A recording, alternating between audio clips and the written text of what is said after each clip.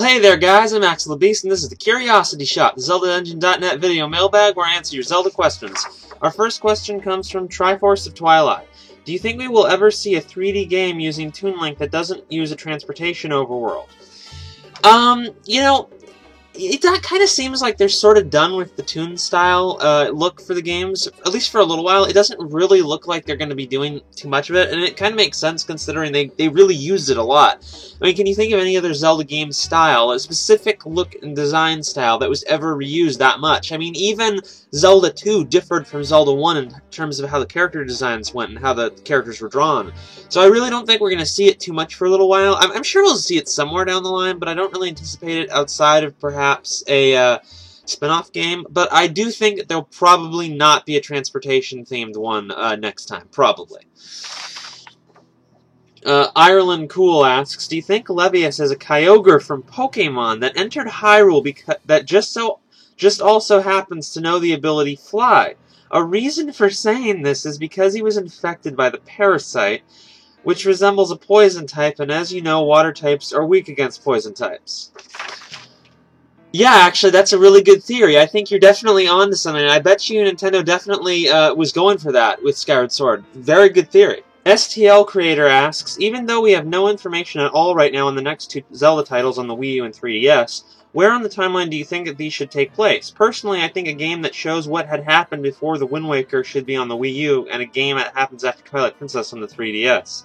It seems like it's a little bit of a reversal there, but, I don't know about the timeline. They've sort of tied up all the major plot arcs of the timeline. I've heard people saying that they think that Nintendo's done with the timeline and they're going to start a reboot, and I don't buy that, but I do think that whatever they do next on the timeline's kind of going to stand on its own, and they're not going to mess around with what's going on too much, because it seems like it would be odd for them to follow up a major prequel to the entire series with another major game that relates to the series in a big way. I kind of think they're going to start just trying out some new stuff now. It's kind of what I'm inclined to think. So, wherever it takes place on the timeline, I don't think the next two games, especially the 3DS one, but probably the Wii U one as well, won't relate to it in a major way.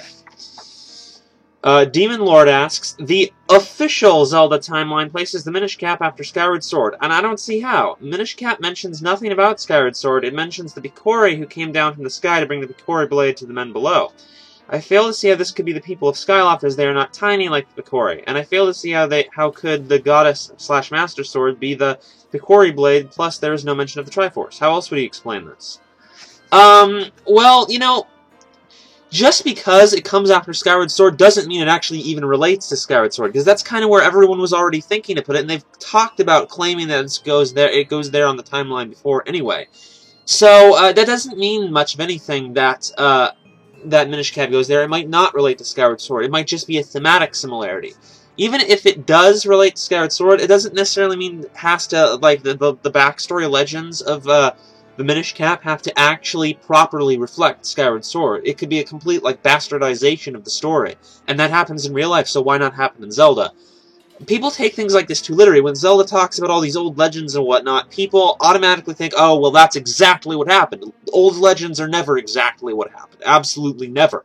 That never happened. So, I don't know about the connections. There's a lot. I mean, that would be like an in-depth theory topic, which I'm not going to go into in the mailbag. But, yeah, there's a lot of possibilities, and there are ways it can work out. You just can't take things literally. Demise4598 asks, in your opinion, what was the creepiest character in Skyward Sword? Ghirahim is probably what a lot of people would put here. Be sure to tell me your one in the comments. But, for me, I think it was, I forget what she's called, because apparently it's female and it actually has a name. But I'm talking about the hand in the toilet, or the ghostly hand thing in Skyloft. I mean, that's just a creepy idea in general, the hand in the toilet. But, it was made exceptionally creepier in Skyward Sword, considering that it's a ghost thing this time, and it gets some kind of, and if you do the event right, there's like two different things you can do, you can choose. It will basically become romantically fixated on Colin and just torment him, probably for the rest of his life. And that's just the most disturbing idea ever, but hilarious for being so. It's just creepy. Zelda Music Lover asks, what was your funniest moment in Skyward Sword? There's basically two for me, really. I mean, I guess aside from everything Ghirahim does, he's hilarious, even though he's creepy and cool. But, One of the funniest things for me was just going to the bazaar in Skyloft for the first time and meeting all the characters, because they have some like really hilarious interactions, and I think those are really some of the funniest characters in the game. I remember the first time I denied, like refused to buy an item from Rupin, the guy at the gear shop, and he does that thing where he like glares at you for a second and then just starts laughing like it's okay. That just cracked me up. And another thing that really made me laugh was the whole scene after you've completed Linnae Remining Facility and you return to Faron Woods with the whole stuff that happens before you go down with Groose, and just that whole section of the game. That's just really hilarious, and I laughed out loud quite a lot during that. Juicy J asks, what was your favorite Silent Realm in Skyward Sword, and what are your overall thoughts on the Silent Realms in general? I really liked the Silent Realms. I thought that were an excellent version of the stealth elements put in other Zelda games, and I think they're easily the best stealth section in other Zelda games, because they're not completely stealth. It's like one part stealth, one part horror game, and I played Resident Evil 2 alongside Skyward Sword. I can confirm that it's pretty freaking scary, even compared to horror games. And, like a Pac-Man arcade run, where you just like running around grabbing items and avoiding enemies. I think it combined all those together really well, and it's just really fun. And I also like it because it represents a portion of the game where it's like at the halfway point, but it adds stuff. It's the reversal of the Twilight sections in Twilight Princess, where basically at the halfway point, those disappear. They're taken out of the game, but in Skyward Sword, they're added in, and I really like that. As for my favorite, I definitely would have to say my favorite is the Skyloft Silent Realm, the last one, because it's just like, it's the ultimate culmination of difficulty for all of them. It's the scariest. Even, like, thematically, like, not in terms of the level design, it's pretty scary because you're actually in the sky is like, differently colored, and it's eerie, and the song is the eeriest. It's just a very creepy area, more so than the other Silent Realms, and I liked it a lot. Vati18 asks, I was wondering how much you like Skyward Sword. Did it disappoint you in any way, and if so, how? I love Skyward Sword quite a lot. I think I discussed in this, the last couple mailbags and videos that it's my favorite Zelda game now.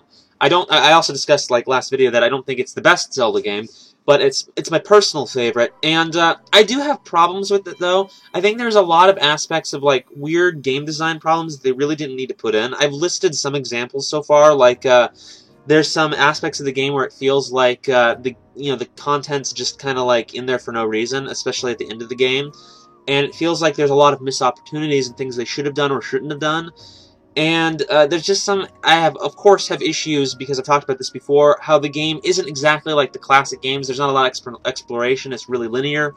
In a way, Skyward Sword kind of moves away from, the Wind Waker and Twilight Princess in the direction I want Zelda to go in, but it's not there yet. It hasn't completely realized, my completely ideal image of the Zelda series, but it's going there, in my opinion. If they keep up the direction they're going with it, I think that they'll kind of start to approach my favorite Zelda game ever. Next favorite Zelda game ever. But Skyward Sword is a pretty good start. X Metagross X asks, did you like the reuse of Ghirahim as a boss? Personally, I wish he would have summoned a monster in the Fire Sanctuary. I did like him in the Skyview Temple, though. I like Ghirahim, in general. I think he's one of my favorite characters of the Zelda series, and certainly my favorite villain now. I think he's actually dethroned Majora for me. But, I did actually get a little bug that he replaced a chance for another cool monster boss. I actually do think that, Volvagia should appear in the Fire Sanctuary.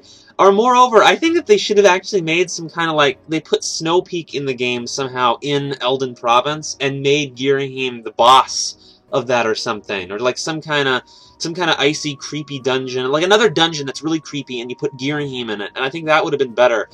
But I'm not really can't really overall complain about his reappearance as a boss. I just think, kind of it sucks in some ways, but it's really awesome in other ways. It's kind of just a mixed bag. Densetsu no Zaruda asks, personally, I found Skyward Sword to have too much padding at the end of the game. What is your opinion on this? Yeah, I kind of agree. This is one of the parts of the game where the content felt a little shallow, a little weak, not really fully realized. At the same time, those sections of the game I thought were really fun, and it felt like there was something that should have been more. So maybe they could have added them, made those sections bigger, or done more with them, or had them more spread out throughout the game. But also, they could have just, made more dungeons for it. I know, Skyward Sword is a long game to begin with, but at some points it really did feel like it needed more dungeons. So, I don't know. Yeah, but I definitely agree that that was one of the weaker portions of the game, although I still pretty much enjoyed it. Wisdom Triforce asks, since Zelda has been known to be the Sage of Time / Goddess Hylia, and we don't know who the Goddess of Time is, wouldn't that mean Hylia is in fact the Goddess of Time, as it was previously speculated to be Nehru? Not at all. This hasn't answered anything. The Goddess Hylia has no relation to time other than the time travel stuff that happens in the game, which doesn't necessarily relate directly to Hylia and her themes.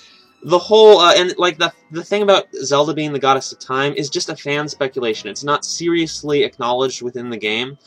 The whole Goddess of Time thing in Majora's Mask is still a big unanswered question, and I wouldn't expect it to ever get answered. It was just kind of a mysterious thing that they sort of threw in there. It might relate to Termina specifically, or it might be an abstract reference to other stuff, but it's not elaborated upon in Skyward Sword at all. Alright guys, that's it for this time. Be sure to send your questions to the contact page or email address in the description, and I'll see you guys later.